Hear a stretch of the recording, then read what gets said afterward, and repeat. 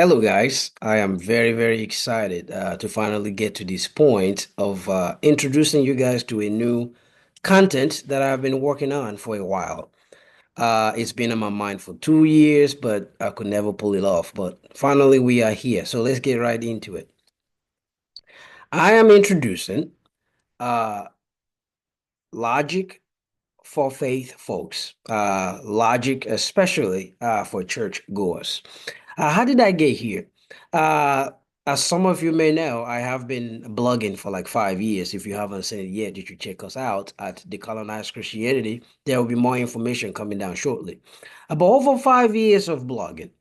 I have realized that when I interact with some of my readers, just to get feedback, what's working, what's not working, there is a predominant theme that emerges, which is that some people would say, yeah, I tried to read it, but it went right over my head.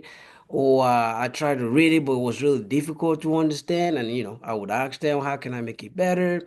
But then over time, I realized that perhaps there's a little way that I can contribute towards helping my readers understand some of my contents. And then in general, anyway, this is something that I've always thought was needed in the church space. It's something I was never taught all through my education in Nigeria, all the way from elementary school to medical school. It never came up. The only reason why I ever learned about logic at all was because I was a philosophy major when I was doing my undergraduate studies in the United States. So I've thought about this and I've come to the conclusion that this will be something that could be beneficial. So yeah, let's get right into it. Now, uh, from my interactions with church people, people of faith in general, I realized that when the topic of logic comes up, we tend to shrivel up a little bit. There are various reasons why people are like that, but some of the reasons why people are like that I have found out from my interactions with them, is that. There's a fear factor. There's a general fear. Like most people don't even know what it is they are afraid of when it comes to logic, but they are just afraid. And I'm here, right now to just let you know that logic, it's something, whether you know it or not, you already use it.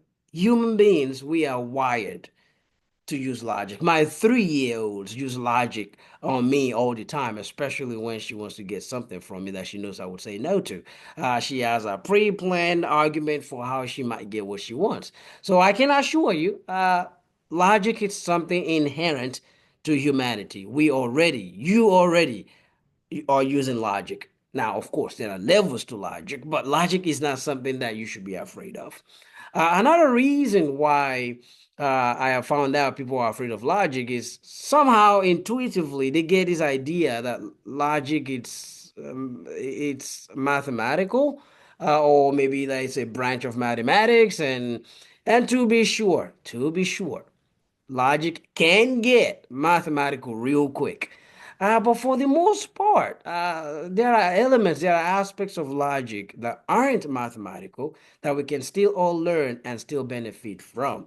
In fact, in this course, which is going to be focusing mostly on what is called Aristotelian logic, there will be no math in here at all. All right, no math, no symbols, none of those things that terrify people. We are not going to do that. Uh, just to make this people more comfortable to this content, I have also designed this in such a way that I'm going to avoid all those trigger words that terrify people when we come to logic. Words like the A word, Aristotle. Okay, I've already said it earlier. This is probably the last time you're gonna hear me say Aristotle throughout this course.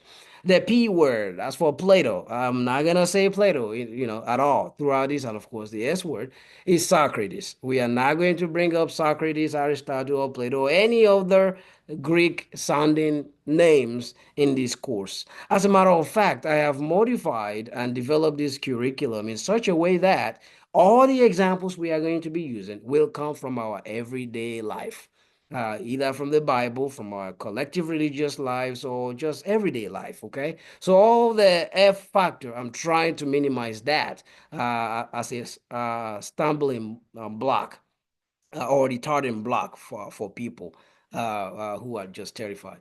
Now, why do we need to do this? Why do I feel like this is very important, especially in faith spaces, that we need to start having this conversation? Uh, Proverbs 4:7 is a very well-known verse in church settings. People who, churchgoers are very familiar with this. One version puts it like this. It says, wisdom is the principal thing. Another version says it's the most important thing. Therefore, get wisdom. And then it says, in all you're getting, get understanding. Well, I'm here to say that logic is a tool that can help all of us towards getting understanding. Logic is a tool, as a matter of fact, as we will soon realize when we get right into this, that it's a tool that helps clarify our reasoning, that helps clarify thoughts. It helps us uh, distinguish between falsehood and truth. It's a tool. It's a tool that humanity has been working on for thousands of years. Remember those Greek sounding names I said we're not going to mention anymore? Well, these are guys that lived thousands of years, okay? Some of them lived about the same time as Moses, okay? So we're talking 5,000 years, okay? So logic is a tool. We are not going to be afraid of our screwdrivers. Nobody's afraid of our paintbrush. We're not terrified of those tools. Well, logic is analogically something like that too. It's a tool. And as a tool, of course, it's only as good for the job that it's designed for. So it has its own limitations, no doubt. But it's a tool nonetheless that we all can benefit from. So logic will help us immensely. Now, I know we got to get this one out of the way right away because one other reason that I have found out among especially church people when you bring up logic, they conceive of logic as this thing that's opposed to God. Like God is here and logic is trying to entice you away from God. I have no idea how we develop such a view, but it's true nonetheless. I've heard it said to me. Okay, so let's get this out of the way right now. Logic is merely a reasoning tool. Like I said before, it's a tool that has been sharpened over thousands and thousands of years. As a matter of fact, people still are refining logic right now in universities. Okay, there are experts that have devoted their lives to doing that, and there are several levels, there are several depths. I mean, like I said, a program that's been around for thousands of years, you can imagine just how much it's covered. Okay, so now it's our reasoning tool, okay, that humans have developed. And because humans have developed it, of course, God isn't restricted by logic. I can't not stress that enough. Logic, God is not restricted to logic. God isn't bound by the things that we have uncovered or distilled in our queries of what logic entails. Now, the flip side of that is very important also. Just because God transcends logic does not mean that God is anti-logic, that God is opposed to logic. Okay? And a corollary of that we need to really dwell on and stress very carefully is that this is not a get out of jail card. What do I mean by that? In church settings, sometimes somebody wants to make a claim. Maybe they claim that they got a revelation, they had a dream or something of that sort, and their dream is just defined, okay, facts, evidence, or whatever, and then they just want to shroud that in, well, God knows anyway, and God is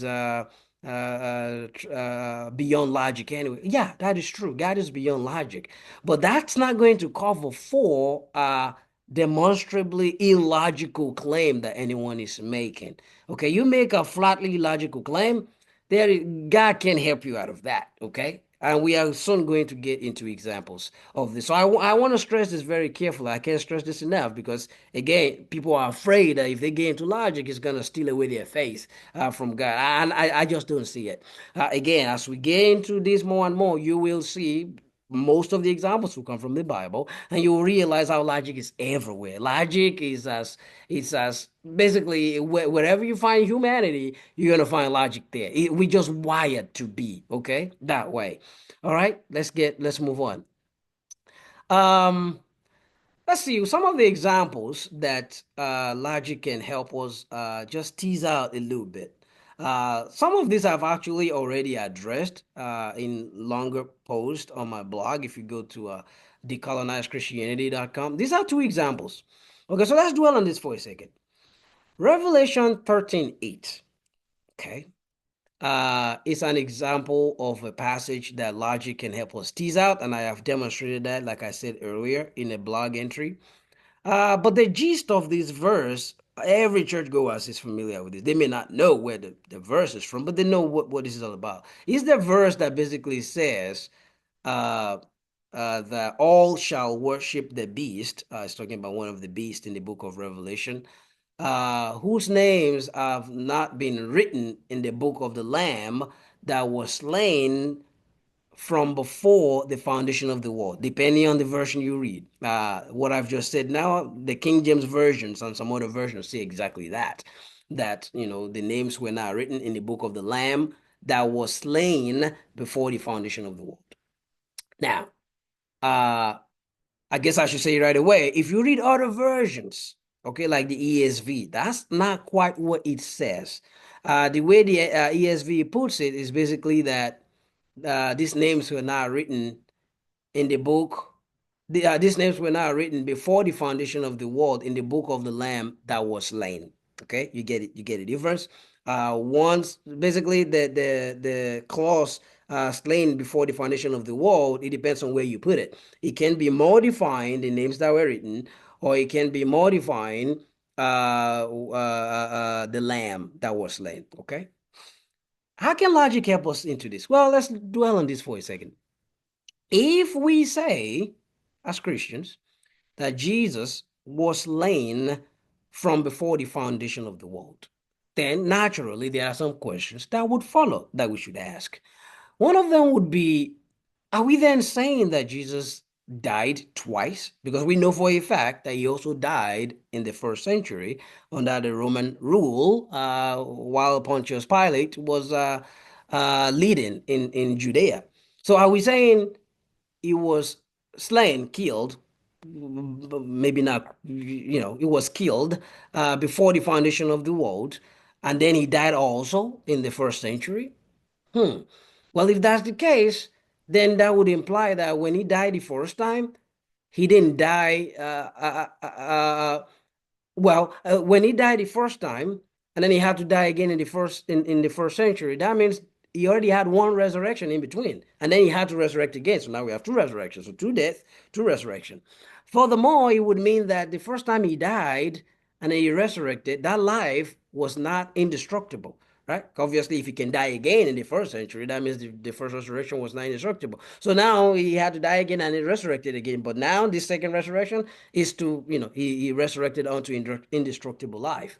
Okay, you see how this is it's getting complicated as we go.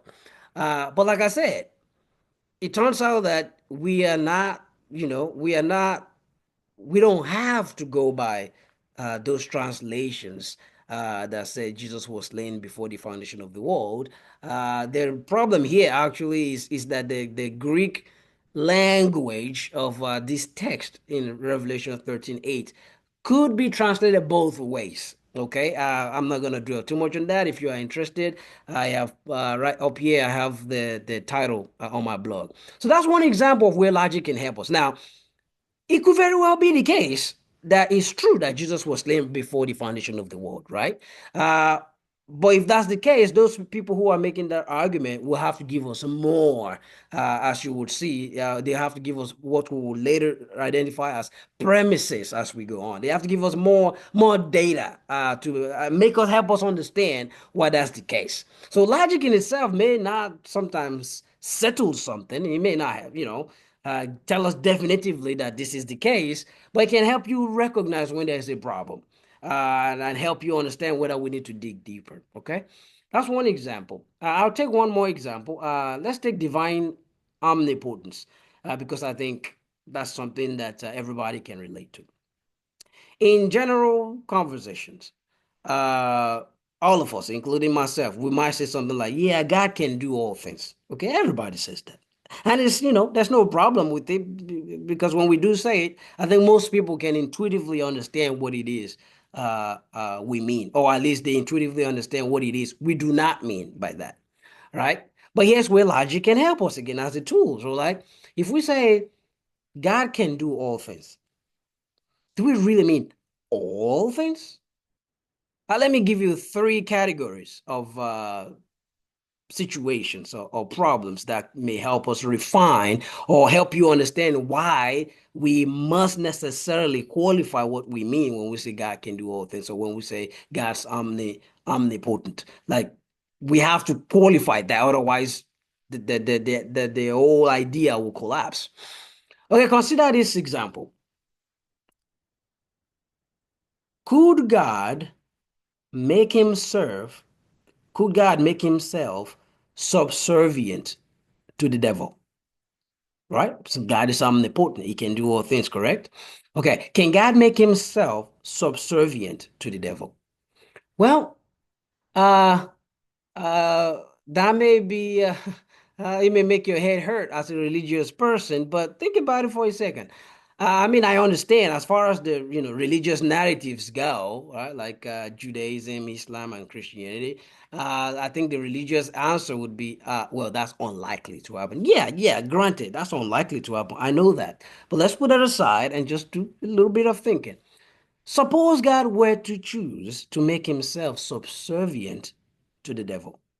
Would that undermine his omnipotence? In other words, would God then cease to be omnipotent? Well, the answer is no. God may subject himself to the devil for whatever reasons. I don't know, maybe he's punning the devil or whatever the reason might be. But if he were to do that, he can still be omnipotent. Like, there will be nothing undermining his omnipotence just because he subjected himself to the devil. As a matter of fact, the argument I've just made now is very similar in kind to the idea of the incarnation, right? God becoming man. It's basically the same category of thought. Like, God basically the Most High becoming subjecting himself lower. Okay, so omnipotence. If we only dwell on omnipotence, okay, I know if we throw other attributes in there, this can get complicated real quick. So let's just simplify this. If we only dwell on omnipotence, there will be nothing in the idea of God subjecting himself to the devil that would undermine his omnipotence. Okay, that's one category. And let me give you another example that's a little different from what we've just talked about. And that's this. God can do all things, right? Okay, good. Can God make himself non-existent? Okay, now we are in a totally different universe. And the answer to that is no. God cannot make himself non-existent. Why is that? Well, because the very idea of omnipotence, being able to do all things, requires that God exists. Like, it requires that God endures. God must continue to exist in order to remain omnipotent. The moment he becomes non-existent, well, is the moment the omnipotence vaporizes. It's gone. Just like that. Poofs. Okay? So omnipotence, in fact, all the attributes of God requires existence. As a matter of fact, in the future, if we ever get into Christian doctrines, we will realize that one of the main attributes of God, one of the attributes of God is what we will call divine necessity. God, as a necessity, must exist, always existed, will forever exist. Okay, so now we've seen two categories now that's making us think a little bit better about what we might mean by divine omnipotence. Well, another example that may be of interest to this, that will be relevant to this conversation, is a different category that's I suspect it's somewhere between the two that we've already discussed. Suppose we ask the question, could God have made Barack Obama the US president in 1920? Can God do that, right? We say God can do all things, correct? Okay. Since he can do all things, can God make Barack Obama the president of the United States in 1920? Okay, let's think about this for a second. Um, Obama, the actual Obama, the one married to Michelle, the one that has those two beautiful daughters, well, he was born in 1961. In order for him to become US president in 1920, that would mean that he would have to have been born earlier than 1920, so that by 1920 he was of age and qualified to be a US president candidate in 1920. Well, if he's going to have to be born earlier, well, that will mean that his parents will have to be born earlier. And those parents would have to be born earlier. And those parents have to be born earlier. And before you know it, you are right at Adam and Eve's doorstep. This request requires an alternate universe for it to come to pass. And that's just one line of argument. Well, furthermore, we could go, well, for a black man to become US president in 1920, that would require that America was such a place that was ready for a black candidate in 1920. Well, that would mean that things like the civil rights would have had to happen before 1920, which means all the major actors, actually not the major, all of the actors in the civil rights movements will also all have to be born earlier than they were born. So MLK, Rosa Parks, all of them will have to be born before 1920. And of course, their parents will have to be born before 1920. And then their parents, and on we go. We can complicate this real quick because if it's Obama, but if it's Barack Hussein Obama, the same Obama that we're speaking about, well, he also had to be married to the same person, Michelle. He also asked to have two daughters before he becomes president, because that's true in the actual world that we inhabit. So it will have to be true also in 1920. So now that means Michelle's parents will have to be born earlier. I don't know if it's possible. For sure, it's not possible in the actual world, but I'm not even sure if there's an alternate universe in which that may entail. You see what we're getting at here?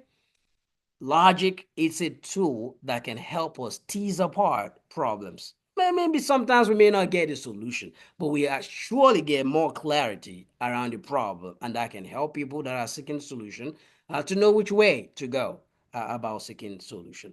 I'm gonna skip right through the Paul situation there. We might come back to that in the future, but if you are interested, there is also another entry on my blog where that was treated. Okay. Um, this is the introduction to the course. I want to make this one very short and quick. I cannot stress it enough because I know this is a big deal when it comes to people of faith embracing this idea of logic. That logic is not opposed to God, neither is God opposed to logic. Yes, there are things that logic may not be able to help us with. Right? Just as a tool, the tool is only as good as what it's designed for. That is true. But there's so much, especially in our everyday religious life, that logic can help us sort through and we can be better for it. All right, real quick, I just wanted to know there's way more on this website right here. Remember, if you like this content, please consider sharing it. Follow us on social media, and we are going to get right through the logic course proper in our the next time we meet. We shall be taking on this subject called the acts of the mind. It's going to be the first major place we start this course on logic. Thank you for watching. See you next time.